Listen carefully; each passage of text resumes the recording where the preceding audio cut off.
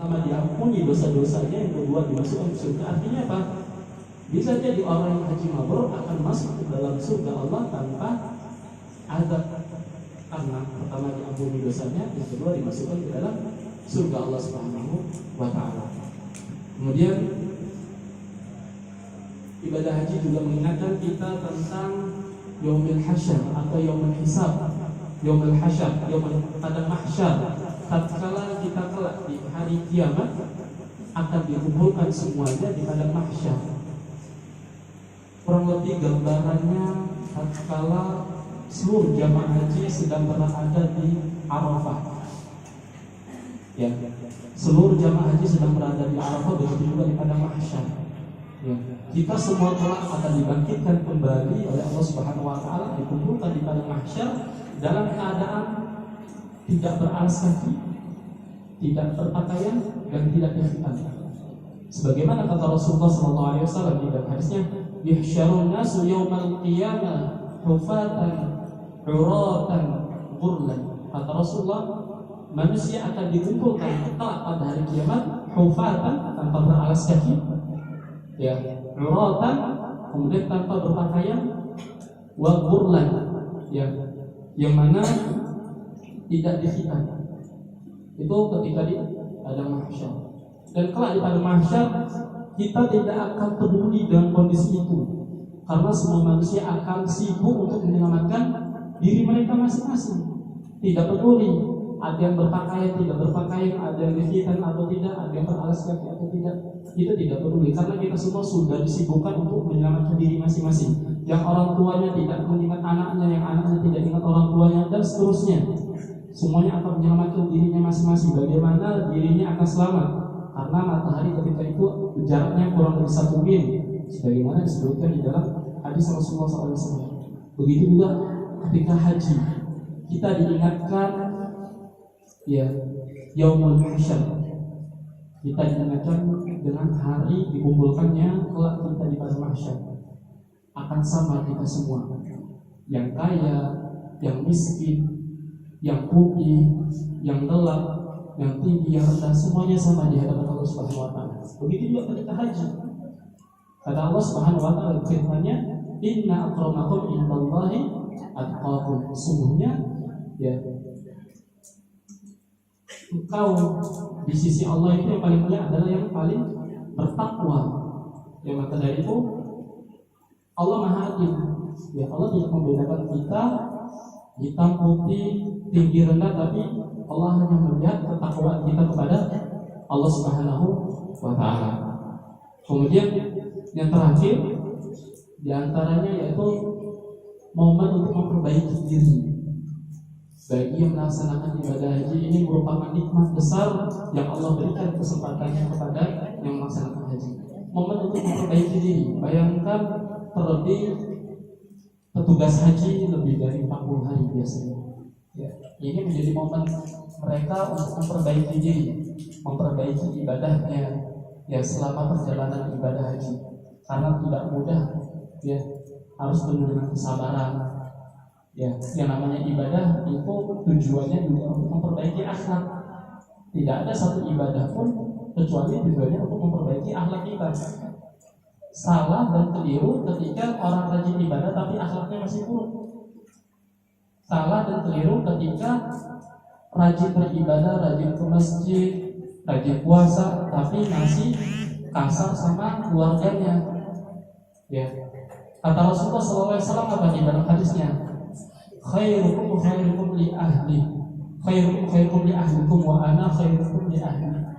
Sebaik-baik kalian adalah yang baik kepada keluarga kalian, dan anak dan saya adalah sebaik, dan saya baik kepada keluarga saya, kata Rasulullah. Artinya dalam pelaksanaan ibadah haji tidak hanya satu ibadah saja yang dilaksanakan, banyak yang dilaksanakan. Ada yang namanya tawaf kudum, terlebih lagi nanti ambil hajinya haji tamattu, ada tawaf kudum, ya, ada sa'i, ada tahallul, ada wukuf di Arafah, di Mina, Musdalifah, kemudian nanti ada tawaf ifadah, ada lempar jumroh, dan lain-lainnya. Ini semuanya adalah rangkaian ibadah. yang seharusnya rangkaian ibadah yang banyak ini melahirkan hamba-hamba Allah yang suci, baik lahir dan batin, akhlaknya baik, ya, yang tadi mungkin sebelumnya ya ada yang kurang baik, setelah haji bisa menjadi lebih baik. Ini inti tujuan dari haji. Selain kita mendapat ridho Allah, menjadi hamba yang bertakwa, yaitu kita menjadi pribadi muslim yang baik. Ya, maka dari itu tidak hanya ibadah saja, ibadah haji saja, tapi ibadah lainnya juga demikian. Ya, di antara hikmah kita beribadah adalah memperbaiki akhlak kita agar menjadi pribadi yang baik. Maka dari itu hikmah dari melaksanakan ibadah haji, kesimpulannya ada 3. Yang pertama, memperbaiki akhlak kita agar kelak ketika pulang dari tanah suci menjadi pribadi muslim yang lebih baik, baik tutur katanya kepada keluarganya, kepada suaminya, kepada istrinya, kepada anak-anaknya, yang baik akhlaknya kepada Allah Subhanahu wa taala dalam beribadah, ibadah yang lebih baik, lebih taat, lebih disiplin, baik akhlaknya sesama makhluk, sama tetangganya, sama keluarganya, orang tuanya. Ini semua harus lebih baik. Ya, itu yang pertama. Yang kedua, menambahkan keimanan kepada Allah Subhanahu wa taala. Menambah keimanan kepada Allah Subhanahu wa taala. Karena para ulama menjelaskan iman itu akan bertambah dengan melakukan ketaatan kepada Allah. Sekarang pertanyaannya, haji itu merupakan ketaatan bukan? Ketaatan. Maka dari itu, agar orang melaksanakan ibadah haji yang ikhlas akan menambahkan ketaatan kepada Allah Subhanahu wa taala. Kemudian yang ketiga, meningkatkan ketakwaan kepada Allah. Ya, takwa itu puncaknya seorang mukmin. Tidak semua orang mukmin itu bertakwa, tetapi setiap orang yang bertakwa pasti beriman. Ya, kita insya Allah termasuk orang-orang yang beriman kepada Allah, tapi kita berusaha agar menjadi orang-orang yang bertakwa di sisi Allah Subhanahu wa taala. Orang-orang yang bertakwa maksudnya apa? Orang-orang yang senantiasa berusaha untuk menjalani segala perintah-perintah Allah dan menjauhi segala larangan-larangan. Ini yang dijelaskan oleh para ulama. Ya, jadi ketika kita mengaku beriman kepada Allah dan Rasul-Nya, maka kita berusaha untuk menjadi hamba yang bertakwa, yaitu menjauhi segala larangan-larangannya dan mentaati segala perintah-perintah Allah. Ya, semoga kita menjadi hamba-hamba yang bertakwa. Allah Subhanahu wa taala berfirman di dalam firman-Nya, "Walau anna ahlal qura amanu wattaqu lafatahna 'alaihim barakatin minas sama'i wal ardh." Kata Allah Subhanahu wa taala dalam firman-Nya, "Walau anna ahlal qura", seandainya penduduk suatu daerah amanu wattaqu, beriman dan bertakwa kepada Allah. Kita lihat syaratnya apa? Beriman dan bertakwa kepada Allah. Lafatahna 'alaihim barakatin minas sama', maka akan kami bukakan, akan kami berikan keberkahan baik dari langit dan dari bumi. Dan kata Allah juga di dalam firman-Nya yang lainnya, "Wa may yattaqillaha yaj'al lahu makhrajan wa yarzuqhu min haitsu la yahtasib." Barang siapa yang bertakwa kepada Allah, "Wa may yattaqillaha yaj'al lahu makhrajan", akan diberikan jalan keluar. Kita semua di dunia ini pasti akan mengalami setiap permasalahan. Banyak permasalahan yang akan kita hadapi di dunia ini. Mulai dari kecil, orang tua kita mungkin dapat masalah juga, bagaimana mempersiapkan bajunya segala macam, ya, sampai kelak kita mau meninggal, ya, kita semua akan menghadapi permasalahan-permasalahan dunia ini. Ya, maka agar kita mendapatkan jalan keluar yang terbaik yang diridhoi oleh Allah, maka harus bertakwa kepada Allah. Kata Allah, "Wa may yattaqillah", barang siapa yang bertakwa, yaj'al lahu makhrajan, maka akan diberikan jalan keluar baginya. Wa yarzuqhu min haitsu la yahtasib, dan Allah akan memberikan rezeki dari arah yang tidak diduga-duga, yang tidak disangka-sangka.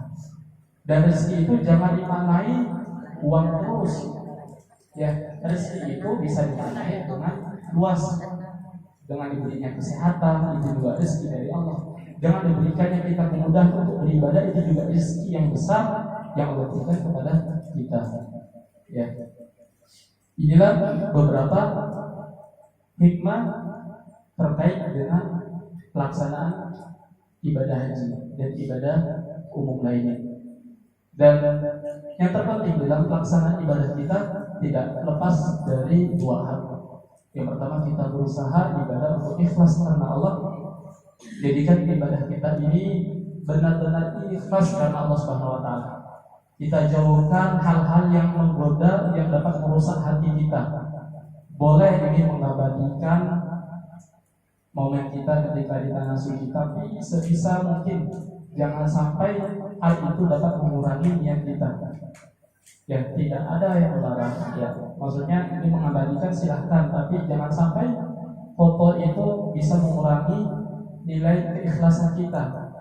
Ya, bisa jadi misalkan fotonya untuk konsumsi kita, atau yang fotonya ketika di tempat-tempat yang bukan ibadah, yaitu masih bisa menjauhkan. Tapi kalau yang sifatnya masih dalam lingkup ibadah, sebisa mungkin ditutup serapat-rapatnya agar niat keikhlasan kita tidak berkurang.